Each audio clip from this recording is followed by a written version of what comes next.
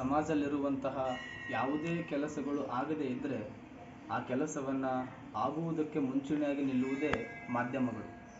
ಮಾಧ್ಯಮ ಅಂತಂದರೆ ಬೆಳಕಿಲ್ಲದ ಊರಿಗೆ ಬೆಳಕು ಕೊಡುವ ಕೆಲಸ, ಏನೂ ಇಲ್ಲದ ಊರಿಗೆ ಎಲ್ಲವನ್ನ ಕೊಡುವ ಕೆಲಸ.